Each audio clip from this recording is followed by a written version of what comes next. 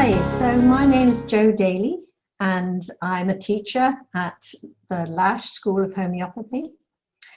And what brought me to homeopathy in the first place was many years ago when I was a young mother and I had young children, and I lived as natural life as I could, and I was really concerned about not giving them all sorts of pharmaceutical medicines when they got all the illnesses and sicknesses that young children tend to get. So I started researching what I could do instead, and a friend of mine gave me a little book on homeopathy. And so it was a first aid book, just with a few indications for things that I could use on my children. So I started using it. And I found that when they got fevers or sore throats or little ear infections, these kind of things, that the homeopathic remedies worked wonderfully well. I was really impressed, and I didn't need to go to the doctor. So I just continued studying myself at home and had a couple of books that I used and a few remedies that I bought from the local pharmacy. This was in England.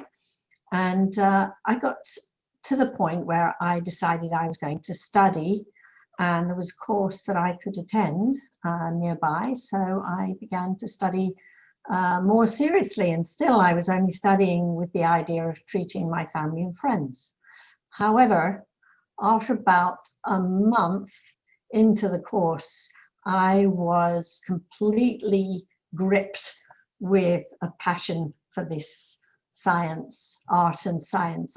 I loved it so much because it just seemed to be the right thing on so many levels for my values, for what I innately felt health was about. And it treated the whole person, body, mind, and spirit, and in a way that was completely natural and non-toxic and in line with what the body is naturally and innately trying to do, to heal itself all the time with intelligence. So I was just bitten by homeopathy, and I have been that way ever since. And so gradually I learned more and more and decided that I wanted to start a professional practice, which I did. And then after a few years, I was invited to teach at the school where I had trained. So I didn't feel qualified in the beginning to teach, but I found that I loved teaching, and it was a great way to share what I was learning with other people as well. So I've been a teacher ever since. And I emigrated to America, to this country.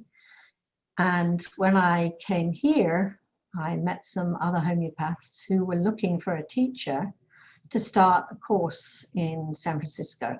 So myself and some others, we opened a school in the 80s, and the school was the Pacific Academy of Homeopathic Medicine.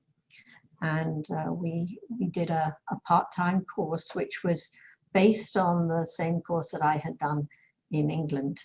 So I was familiar with the curriculum and how to lay out a foundation course in classical homeopathy. So that was what we did. And I've been involved in homeopathic education ever since. And I lived for a while in New York City and was also involved in a school there. So from 1998 until 2009, I was Dean of Education at the School of Homeopathy in New York, and also involved in the curriculum there, and setting up the clinic and the mentoring and supervision program for the students there, which I also loved very much. I also had a very busy practice in New York. And then I moved back to the West Coast. I now live in Northern California in the Bay Area, and I have a practice here. And with COVID, I've just been doing a small, all my interviews have been on Zoom for the last year or so, and I've been teaching for LASH on Zoom as well, which Actually, in the beginning, I thought it would be difficult to teach homeopathy that way, but it's really working out well, and I think has been a fantastic way to continue the teaching through this pandemic situation. So, so that's really my background. I've studied with a lot of teachers. My first teacher was in 1984. I went to Greece to study with George Vithulkas, who is at that time really the first homeopath for a long time to introduce some new ideas to homeopathy. And I was very excited to go and study with him. And he was very influential in the first years of my practice. And then I started to study with other teachers as well. And in 2000, I went to India and started to study with Rajan Sankaran and the Bombay School of Homeopaths. There are many homeopaths there who are really doing fantastic work teaching and practicing clinical homeopathy. So I did many trips to India for a while, studying there and integrating what I learned into my own classical practice. And I've always been, continuing to study homeopathy the whole time. Even though I teach it and I practice it, I feel like it's something that you never really stop learning. And so my passion for homeopathy has continued through the years till today.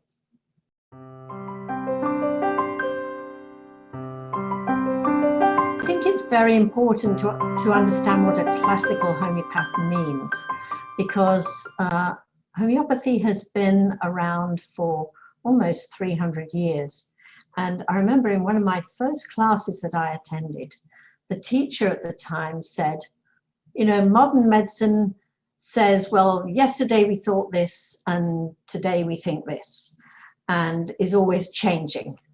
And what's different about homeopathy is that the principles that were discovered by Samuel Hahnemann in the 18th century still hold good today. They have not changed.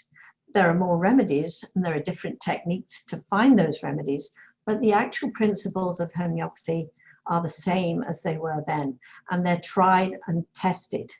And if you take a course in classical homeopathy, that's what you study. You study the foundations, the principles that make up classical homeopathy, and there are a number of them that are very important. And as a practitioner, you will learn to apply those principles in your practice with your patients and become experienced in that particular methodology, which is so tried and true. There are many people who are out there practicing homeopathy, so-called, who are not really practicing homeopathy according to the classical principles. There are people using machines or different diagnostic tools, which are different. They may have value, but they are not the same as practicing classical homeopathy. And the LASH program is a very good foundational program. It teaches from the organon, which is where these principles are laid out, and the student is taken through systematically through these principles with a very in-depth exploration and understanding of what they mean and how to apply them in practice. And then you also, as well as learning the important materia medica that everyone needs to know as a practitioner for treating both acute and chronic cases, you also attend clinics, and right from the beginning, watching cases being taken by experienced practitioners. And then at a certain point, when you've studied a certain amount, you will be mentored in your own supervised practice, so that by the time you graduate from the LASH program, you have been immersed and have experience in all aspects of the basics of classical homeopathy. And from there, obviously, students will go on and do postgraduate training in whatever expertise they are most interested in, but they will graduate with a very competent training and able to practice wherever they live.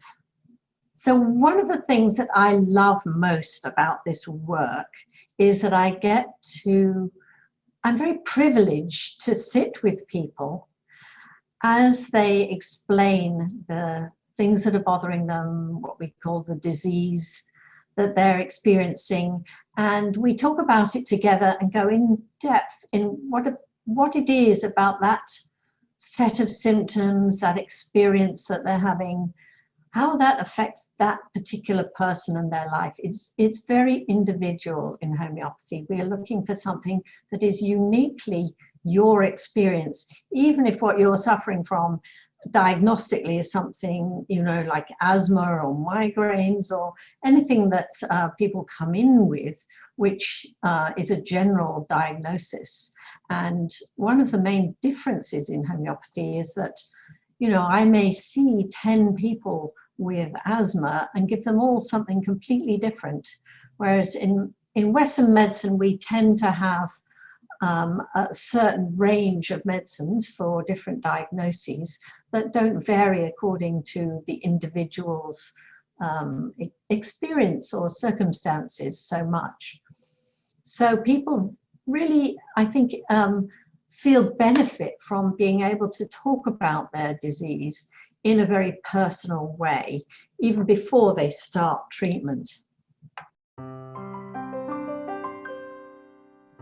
So one case, an interesting case that comes to mind is I was, a patient came to me, he's an elderly gentleman in his late 70s, and his wife brought him in. He was in terrible, terrible pain.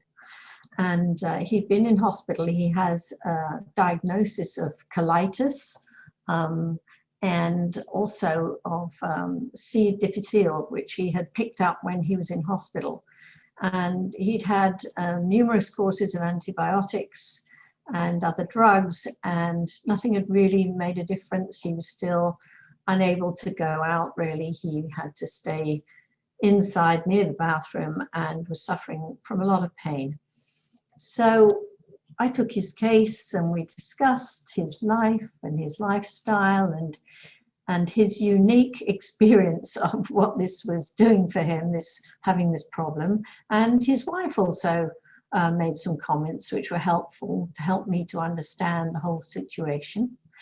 And he told me that he had hepatitis C from many, many years previously, not why he came to see me, but something that had been diagnosed in the past from a blood transfusion when he was younger.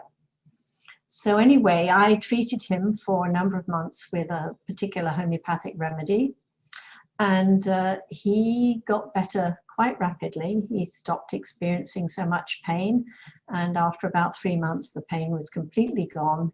His bowels were back to normal, and he was leading a normal life again. He was able to go on the cruise that he and his wife had booked, but had previously been cancelled because of his illness.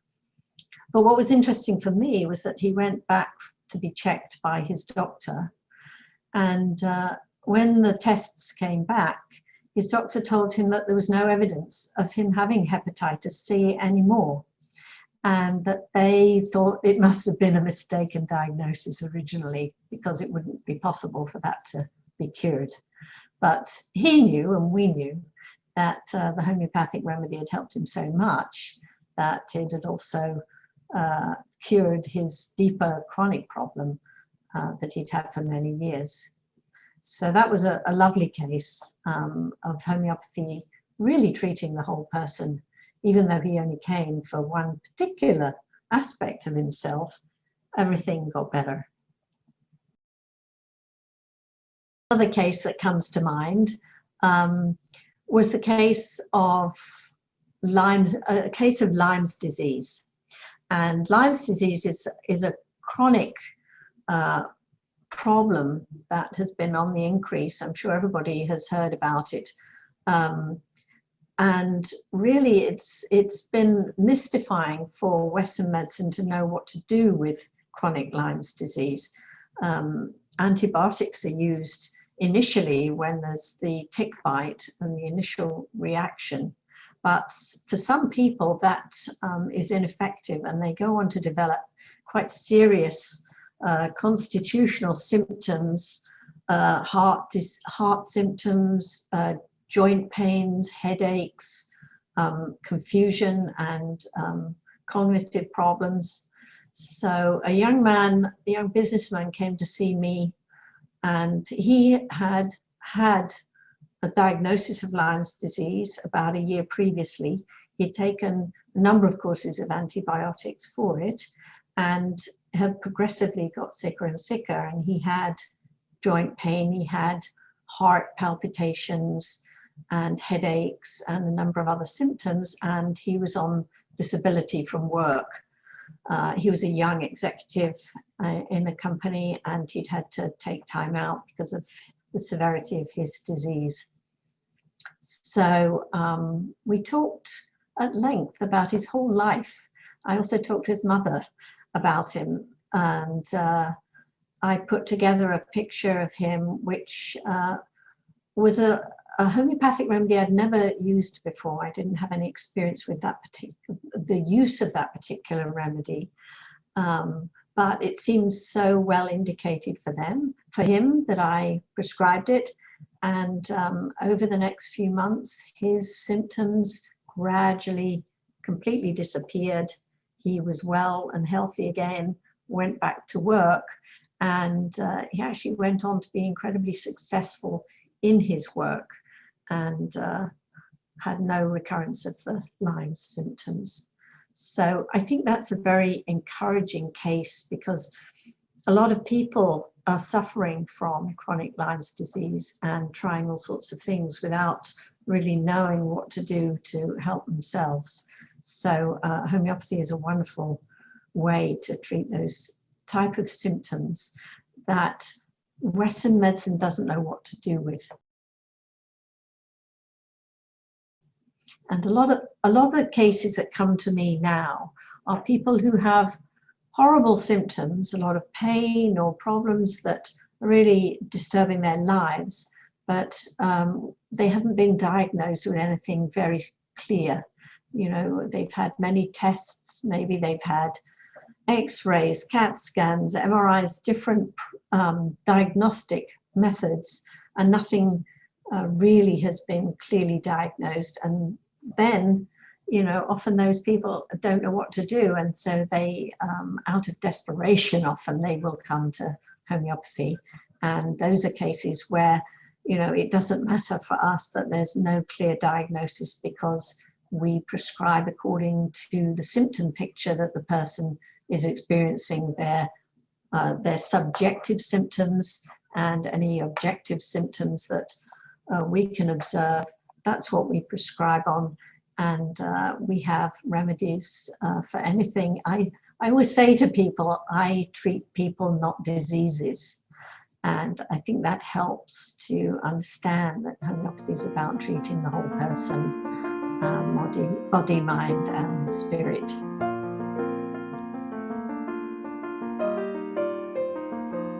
In the early days of my practice, when I had my own young children, I saw a lot of children. I think my practice was almost entirely children at first. And, you know, I treated all sorts of acute problems in the beginning, sore throats, you know, ear infections, coughs, bronchitis, these kind of things. And I also started to see people with children who had what's now called behavioral disorders, ADHD, defiant disorder, you know, tantrums, all these kind of difficult behaviors where parents are tearing their hair out, really, because they don't know what to do. It's very disruptive to family life. And often these children have problems in school, and you know, the teachers and are encouraging the use of medications so that the child can be in school, and parents don't want to go that route. So homeopathy has a lot to offer those children. We have many remedies that are particularly useful to help children who have behavior that is violent, tantrums, eating disorders, and cognitive problems in school, dyslexia. All of those kind of issues can be treated with homeopathy. And so I don't see so many children in my practice now, but I supervise beginning homeopaths in their practices. And so I often supervise the cases of young children with these kind of disorders, and we see pretty good results. I would say that, we get almost 100% good results in those cases with children and their behavior disorders. Another area that homeopathy has a wide action is in treating women and what's so-called women's complaints. So we have a wide range of homeopathic remedies that have an affinity for the hormonal system particularly, and the endocrine system. And so we treat women with infertility issues, with dysmenorrhea, with problems of irregularities of menstruation, especially if they've been on birth control or hormone replacement. And so again, homeopathy is really useful in these situations because it's natural, it's gentle, and it treats not just the physical symptoms, maybe the hot flashes, these kind of things, but also the depression, the mood swings, the PMS, the irritability or the postpartum depression that goes with the hormonal disturbances. So in treating both together, I think women really feel a tremendous benefit from that, because they don't have to take lots of different things to treat what is really just one disturbance that's affecting them. So talking about where is homeopathy going from here forward, because it's been on the fringes. It really still is on the fringes. Many people are reluctant to try homeopathy, even though it's a safe, non-toxic complementary medicine. Still people are unsure about trying something that they don't understand. But since the 18th century, when homeopathy was first introduced, and it was used very successfully in the treating of serious epidemics, cholera epidemics, and other diseases that really there were no other treatments for at the time, typhoid and influenzas and other serious illnesses. And by about the end of the 19th century, in this country alone, almost 30% of doctors in this country, America, were homeopathic doctors. That's how popular homeopathy was. 30% of doctors used homeopathy in their practices. And after that time, with the development of new pharmaceuticals, antibiotics, and other drugs, homeopathy gradually waned and was less popular and almost died out for a period of time, until really towards the end of the last century, 20th century, a renaissance began in not just homeopathy, in all complementary medicines. Actually, people started to want things that didn't have toxic side effects, to have things that were treating them in a more natural way. And homeopathy has that to offer. And so now we're seeing a renaissance of homeopathic treatment. More and more people around the world are asking for homeopathy. And it's also being more recognized as not just some weird quackery, but actually having fundamental scientific principles which it uses to decide on treatments for people.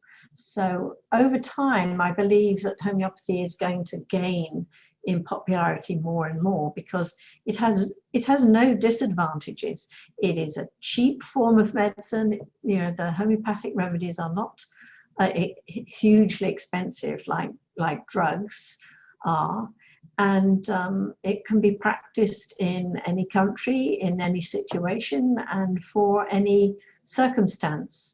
I myself have practiced in underdeveloped countries, treating people with very different conditions than we would see here in our practices in the West.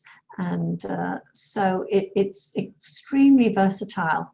And so I think that we're going to see more and more homeopathy going forward.